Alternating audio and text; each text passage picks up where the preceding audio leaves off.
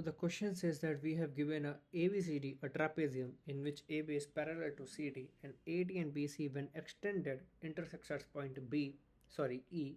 If AB is 2 cm and CD is 1 cm and the perimeter of ABCD is 6 cm, the perimeter in centimeter of triangle ABE और AEB, जो भी बोल लो, ठीक है। तो ये बेसिकली ट्राइंगल की बात कर रहा है, हमें ट्राइंगल ऑफ AEB का पेरीमीटर निकालना है। तो पहले मैं ट्रेपेजियम बना देता हूँ, ठीक है। डेफिनेटली अगर ए बी की वैल्यू 2 सेंटीमीटर, सी डी की value 1 centimetre and A B and C D are parallel, तो ए बी वाली साइड नीचे आएगी क्योंकि वो लंबी है एंड सी डी वाली साइड छोटी है तो वो ऊपर आएगी। एंड जब इनको हमने एक्सटेंड किया तो ये पॉइंट ई पे मिला। अब हमें किसका पैरामीटर निकालना है? Triangle of A E and B. अब आप इसको ध्यान से देखो, अगर ये और ये साइड्स पैरेलल हैं तो हमने कॉन्ग्रुएंसी ट्राइंगल जो होता है, कॉन्ग्रुएंट बोलते हैं या फिर इक्विवेलेंट बोलते हैं, उसमें हमने पढ़ा है कि जब दो ट्राइंगल कॉन्ग्रुएंट होते हैं तो उनके साइड्स के रेशियो इक्वल होते हैं। यानी कि हम आपको इसको और अच्छे से लिख के बताऊं तो triangle of A E B is equivalent to triangle of D E C, ठीक है। यानी कि sides of AE and DE and the ratio of sides of AB and DC will be same. Got my point? Similarly, sides of आपका BE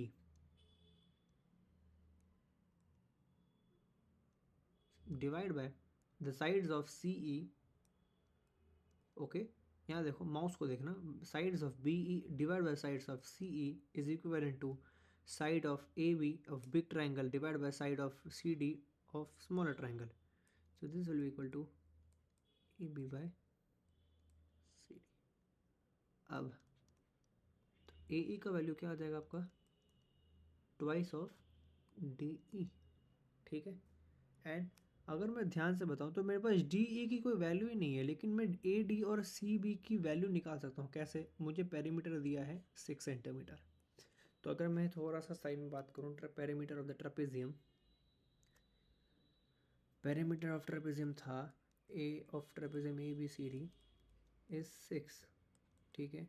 A B की value 2 दी गई है, इसकी value 1 दी गई है। डेफिनेटली सी बात है, मैं अब इसको बहुत डिटेल में नहीं जा रहा, आपको समझ जाना चाहिए। A D plus C B will be 6 minus 2 minus 1 that is 3,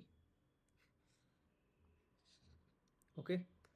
similarly D को मैं क्या लिख सकता हूँ यहाँ पे? अगर आप देखो, twice of A E larger side minus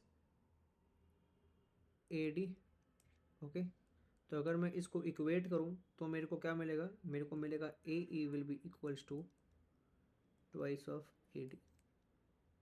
just solve this, तो इसको आप सॉल्व करो, आपको अपने ये इक्वेशन मिलेगा। सिमिलरली अगर मैं इसकी बात करूं तो मेरे को बी ई की वैल्यू क्या आएगी? बन के बी की वैल्यू बनेगी twice of E C, okay. Similarly अगर मैं सॉल्व करूं, B E is equals to twice of B E minus C B, and मैं इसको सॉल्व करूं फर्दर तो मेरे को बी ई बन के आएगा twice of C B, okay. अब मेरे पास ये एक इक्वेशन है, मेरे पास ये एक इक्वेशन है, मेरे पास ये इक्वेशन है। Now they have told us to find the perimeter of triangle AEB। क्या होगा? AB plus BE plus AE, ये होगा। AB की वैल्यू 2 है, BE की वैल्यू क्या है आपकी? Twice of CB, and AE की वैल्यू है आपकी ट्वाइस ऑफ AD। सॉरी, यहाँ लिखा हुआ ये देखिए AD,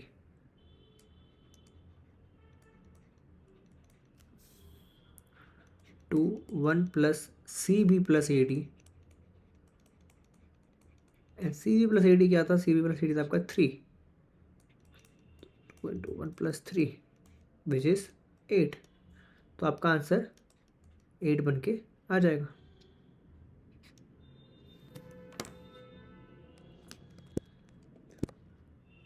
तो first of all sorry for the construction, थोड़ा सा काम चल रहा है घर में। एनीवेज क्वेश्चन नंबर 6 हम लोग को कहता है Amal Vimal together can complete a task in 150 days while Vimal and Sunil together can complete the same task in 100 days. Amal starts working on the task and works for 75 days. Vimal takes over works for 135 days. Finally, Sunil takes the remaining task and completes it in 45 days. अगर चलो यहाँ तक पहले data समझते हैं, आ जाओ। जब भी तुम्हें टाइम वर्क का क्वेश्चन दिया जाए, सबसे पहले जो डेटा दिया जाता है उसका इक्वेशन बना लिया करना। इनफैक्ट किसी भी मैथ्स के क्वेश्चन में जो स्टार्टिंग के कुछ लाइंस में डेटा होता है और लास्ट में तुम्हें रिक्वायरमेंट पूछता है, मैथ्स हमेशा इसी दो क्वेश्चन में डिवाइडेड होता है। पहला क्या होता है, पहला हमेशा डेटा डेटा गिवन होगा, देन लास्ट में क्या गिवन होगा, रिक्वायरमेंट, कि तुम अब मेरे को बताओ इस डेटा के हेल्प से ये वैल्यू क्या होगी। गिवन कोई क्वेश्चन दिया जाएगा तो ठीक है, तो हमें डेटा दिया गया है, अमल विमल साथ में 150 डेज काम करते हैं। तो मान लो अमल का टोटल वर्क डन ए है, विमल का टोटल वर्क डन बी है और सुनील का टोटल वर्क डन एस है, ठीक है। अब क्वेश्चन के हिसाब से अगर मैं इक्वेशन बैठाऊं तो अमल 150 डेज काम करेगा। First of all what is work done, total task by given time, उतना वर्क, वो होता वर्क डन, बेसिक कॉन्सेप्ट। तो कोई भी टास्क को अगर मैं बोलूँ, टास्क का फॉर्मूला कैसे होगा, वर्क डन इनटू टाइम। तो यहाँ पे टाइम क्या है, 150 डेज। अमल ने 150 डेज काम किया, अमल का वर्क डन ए है, तो अमल का टास्क कितना हुआ, 150 इंटू ए। सिमिलरली विमल का वर्क डन वी है, विमल ने भी 150 डेज काम किया तो 150 वी, एंड दोनों ने इतना इतना वर्क किया, टास्क किया, तो उनका एक टास्क कंप्लीट हो गया। Now let's go for the second concept.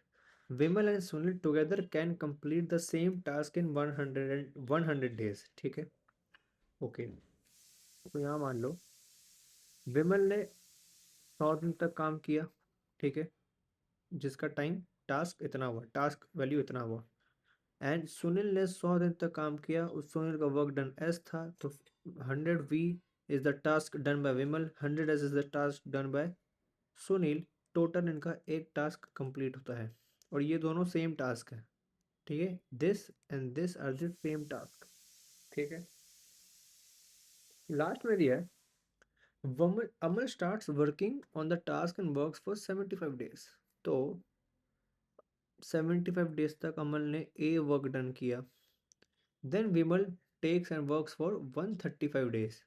तो विमल ने 135 डेज तक अपना वी वर्क किया, प्लस रिमेनिंग वर्क 45 डेज में सुनील ने कंप्लीट कर दिया, एंड ये भी इन्होंने मिलके एक टास्क कंप्लीट कर दिया। अब पहले तो चलो क्वेश्चन को बाद में समझेंगे कि क्वेश्चन हमें बोल रहा है Amal had started the task alone and worked on all days, Vimal had worked on every second day, Sunil had worked on every third day, the number of days required to complete the task.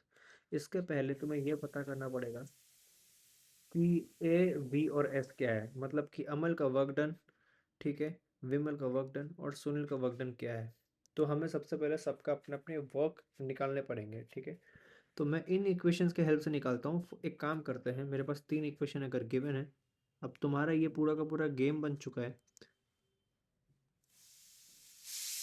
Okay, let's do one thing, एक काम करते हैं 1 और 2 को add कर देते हैं। आ जाओ, इन दो को ऐड कर देते हैं, तो आपका इक्वेशन कैसा बनेगा, आपका इक्वेशन बनेगा 150 A plus 150 V and 100 V, ठीक है।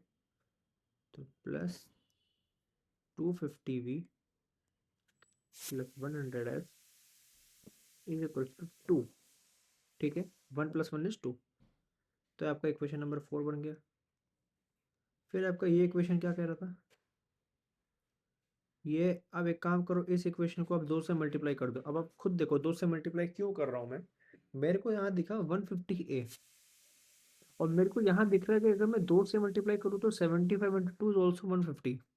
तो मैं इसको इसलिए 2 से मल्टीप्लाई करूंगा ताकि एक कोएफिशिएंट कॉमन बन जाए, ताकि मैं ए को एलिमिनेट कर दूं और आंसर को वी और एस के टर्म्स में ले आऊं। Okay okay, now let's solve. तो 150A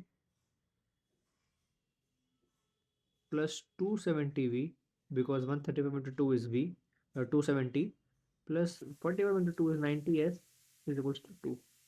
ये आपका क्वेश्चन 5 बन गया। अब आप इन दो को सब्ट्रैक्ट कर दो, सब्ट्रैक्ट कर दो तो क्या बनेगा? ये इक्वेशन 5 माइनस इक्वेशन 4 कर रहा हूँ, ठीक है? 5 माइनस 4 कर दो तो आपका बनेगा 20V minus 10S is equals to 0। इसके हेल्प से S की वैल्यू आपको आ जाएगी 2V। ठीक है, तो मेरे को S की वैल्यू 2V आ गई। अब A की वैल्यू निकालते हैं। अब आप थोड़ा ध्यान दो, इक्वेशन 1 एंड 2 में 150A प्लस 150V एक टास्क कंप्लीट करता है, सेम टास्क दो 100V प्लस 100S मिलके कंप्लीट करते हैं। तो मैं ऐसा लिख सकता हूँ इन दो इक्वेशन को, अगर मैं ध्यान से अब देखूँ तो मैं इसको ऐसे लिख सकता हूँ 150A प्लस 150V। ये जितना टास्क कंप्लीट करेंगे उतना ही टास्क 100 डेज में विमल और 100 डेज में सुनील कंप्लीट कर सकते हैं, राइट? अब एस की वैल्यू हमने अभी भी निकाली, कितनी है? 2V। तो यहाँ डाल देंगे 150A plus 150V is equals to 100V plus 200V। S is 2V and 2 into 100 is 200। तो ए की वैल्यू पर या तो 150A is equals to 300V minus 150V। तो 150V is nothing but 150V। तो सॉरी ए, तो ए की वैल्यू इज ऑल्सो V। तो मेरे को ए और एस जो है V के टर्म्स में मिल चुका है। तो मैं लिख सकता हूं कि work done by Amal, Amal, Vimal and Sunil, इनके इंडिविजुअल वर्क डन कितने हैं? मैं सिर्फ वी के टर्म्स में ही आंसर को रख रहा हूँ, आपको बता रहा हूँ क्यों। तीनों का एब्सोल्यूट आंसर निकालना थोड़ा हद तक इम्पॉसिबल है क्योंकि मेरे पास और डेटा है नहीं। ठीक है, तो अब मैं आपको आगे बताता हूँ। Let's do this. ये है वी, ये है वी एंड ये है 2V। ठीक है, तो टोटल वर्क डन अमल जितना भी करेगा वो वी वर्क डन का वी वर्क करेगा, विमल वी वर्क करेगा और ये 2V वर्क करेगा। ठीक है, अब now let's come to the second part of the question, यानी कि requirement part. If Amal had started the task alone and worked on all days, Vimal had worked on every second day and Sunil had worked on every third day, the number of days required to complete the task. बहुत ही simple question. अब मैं आपको समझाता हूँ। मान लो इन्होंने x days मिलके काम किया, ठीक है? इन्होंने कितना दिन काम किया? x days, ठीक है? Let's write this. Okay, x days काम किया। मेरे को कह रहा है अमन ने सारे दिन काम किया, ठीक है? Aman worked alone, started the task alone and worked on all days. तो अमन ने एक्स डेज तक काम किया। तो अमन ने कितना टास्क किया? टास्क का फॉर्मूला क्या होता है? Work done into time. ठीक है, तो वी वर्क है अमल का और डेज कितना है? एक्स। तो वी एक्स इसने इतना टास्क किया, प्लस विमल ने अपना वी वर्क किया, लेकिन कितने दिन तक किया? ऑन एवरी सेकेंड डे, यानी कि एक्स डेज बाय 2। उसने हर दूसरे दिन काम किया। अगर टोटल एक्स डेज लगता है तीनों को काम करने में, तो अगर विमल ने हर दूसरे दिन काम किया, इसका मतलब इसने सिर्फ एक्स बाय 2 डेज काम किया। ठीक है, तो V work done into time is X by 2 plus Sunil का work done is 2V and Sunil ने एवरी थर्ड डे काम किया। तो एवरी थर्ड डे काम किया, इसका मतलब अगर टोटल डेज एक्स है तो सुनील ने सिर्फ एक्स बाय 3 डेज काम किया। करेक्ट? यस, तो Sunil work for only x by 3 days and ऐसे करके इन्होंने पूरा का पूरा एक टास्क अपना कंप्लीट कर दिया। जो गिवन वन टास्क है, मान लो वन टास्क था, तो वो उन्होंने कंप्लीट कर दिया। ठीक, अब मैं सॉल्व करता हूँ, मैं निकालता हूँ कि वो वैल्यू क्या हो सकती है। मान लो ये जो टास्क इन्होंने कंप्लीट किया, यही टास्क 150A प्लस 150V ने भी कंप्लीट किया था। ये समझो, ठीक है, थोड़ा सा इस चीज़ को अब समझना। मैं क्यों 1 को एलिमिनेट कर रहा हूँ, ताकि मेरे को अगर हर क्वेश्चन मान लो ये जो लेफ्ट हैंड साइड है मेरा फाइनल इक्वेशन का, जो लेफ्ट हैंड साइड है और राइट हैंड साइड है, ये दोनों अगर v की टर्म्स में आ जाता है तो मेरा v कैंसिल आउट हो जाएगा, x की वैल्यू बन के आ जाएगी। इसलिए मैं राइट हैंड साइड जो 1 है इसको मैं ट्राई कर रहा हूँ किसी दूसरे इक्वेशन से रिप्लेस कर दूँ, किसी भी दूसरे इन दो में से 1 2 3 में से रिप्लेस कर दूँ, ताकि मेरी v की वैल्यू कैंसिल आउट हो जाए।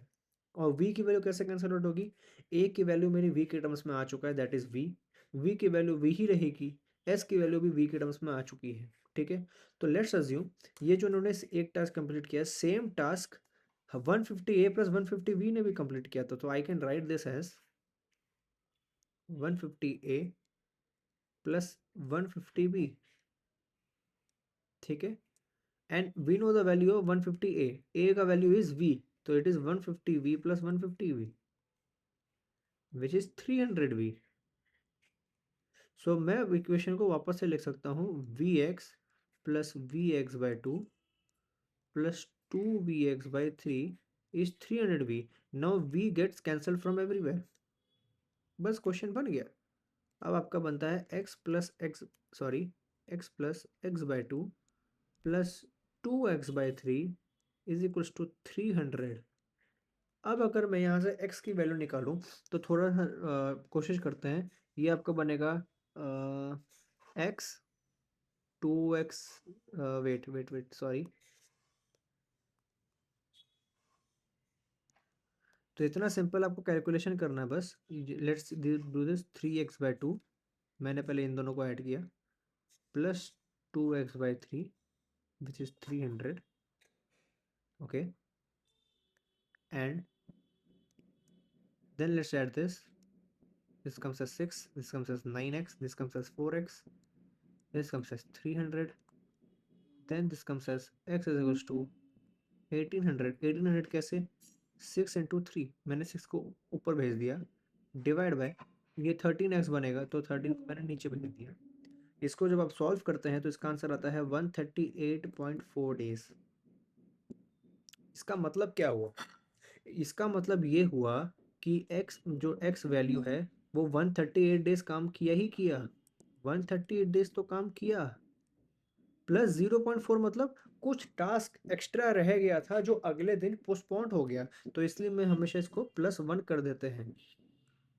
अगर इस चैप्टर के ऊपर आपको डिटेल में चाहिए तो आप कमेंट्स कर सकते हैं कि आपको वर्क डन थ्योरम के ऊपर आपको डिटेल में एक एक्सप्लेनेशन लेक्चर चाहिए, तो मैं आपको अच्छे से इजी सिंपल ट्रिक्स में समझा सकता हूँ कि इस क्वेश्चन को कैसे सॉल्व कर सकते हैं, किसी भी क्वेश्चन को कैसे सॉल्व कर सकते हैं। It's a very simple question, it's a very simple question. लेकिन मैंने जितने भी स्टैटिस्टिक्स देखे हैं सिर्फ 50% लोगों ने इस क्वेश्चन को अटेम्प्ट किया है, जिसमें से सिर्फ 3% लोगों का ये आंसर करेक्ट निकला है, बाकी 47% लोगों का ये आंसर रॉन्ग निकला है।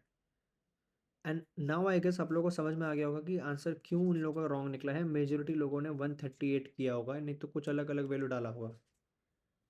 अब आपको समझ में आ गया, तो 138.4 का मतलब यही होता है कि उसने एक दिन तो काम किया ही किया, 138 डेज तक काम किया, प्लस जो 0.4 डेज है यानी कि कुछ एक्स्ट्रा टास्क रह गया था कि उनको 138 डेज से कुछ हद तक ज़्यादा लगता है, इसलिए हम आंसर 1 डेज एक्स्ट्रा लेते हैं, तो इसको हम 139 डेज मानते हैं। या तो आप ऐसे भी समझ सकते हो कि कभी भी आपकी ऐसे वर्क डन टाइम में आपको कभी टाइम ऐसे पॉइंट्स में आ जाए, मान लो 138.4, तो हमेशा इसका नेक्स्ट इंटीजर ले लो। क्या ले लो, नेक्स्ट इंटीजर जो बनता है हमेशा वो आंसर ले लो, क्योंकि वो हमेशा 138 से ज़्यादा बनेगा, यानी गिवन वैल्यू से ज़्यादा बनेगा, तो 139 will be your final answer. Now the question number 7 says Beena incurs 19% loss when she sells a product at 4860 rupees to Shyam, who in turn sells this product to Hari. If Beena would have sold this product to Shyam at the purchase price of Hari, she would have obtained of 17% profit. सबसे पहला question समझते हैं। पहला question data ही दिया गया है कि बीना ने श्याम को बेचा एंड श्याम ने हरी को बेचा, लेकिन बीना ने जिस वैल्यू पे बेचा उसको 19% का लॉस हुआ। ठीक है, तो मैं मानता हूँ कि बीना ने एक्स वैल्यू पे बेचा। कितना बेचा, बीना का जो सेल प्राइस था वो मान लो एक्स रुपीज़ था, एंड कॉस्ट प्राइस जो था, okay let's do this, wait, not sale price. मान लो बीना को कोई प्रोडक्ट जो उसने श्याम को बेचा, वो बीना को एक्स रुपीस में पड़ा था, तो उसने श्याम को एक्स माइनस 19x/100 रुपीज़ में बेचा, तभी उसका 19% का लॉस होगा, correct, which is 81x/100, correct. Okay, तो इसको पॉइंट्स में लिख दो 0.81x, एंड ये वैल्यू आपको दिया गया है कितना 4860 रुपीज़ आपको दिया हुआ है। 19% लॉस, प्रोडक्ट सोल्ड एट 4860। तो आप इससे निकाल सकते हो कि बीना को कॉस्ट प्राइस क्या था। अब आप निकालो, तो एक्स की वैल्यू क्या बनी 4860/81 इंटू 100, तो दिस इज 6000 रुपीज़। इसका मतलब अभी मेरे को पहले ही लाइन से एक डेटा मिल चुका है कि कॉस्ट प्राइस बीना का था 6000 रुपीज़ एंड सेल प्राइस था 4860 रुपीज़, तभी जाके उसको 19% का लॉस हुआ। Very good. So cost price of Bina was 6000 rupees and उसका सेलिंग प्राइस था 4860 रुपीज़। देन श्याम का सेल परचेज प्राइस कितना था, कॉस्ट प्राइस कितना पड़ा 4860 रुपीज़, एंड फिर उसने कुछ प्राइस पे सेल किया होगा हरी को, मान लो वाई रुपीज़ पे सेल किया होगा, ताकि उसको कोई प्रॉफिट गेन हुआ होगा। अब नेक्स्ट लाइन बोलता है if Bina would have sold this product to Shyam at the purchase price of Hari, Hari का परचेज प्राइस क्या है, जितना श्याम का सेल प्राइस है, तो cost price of Hari was Y rupees.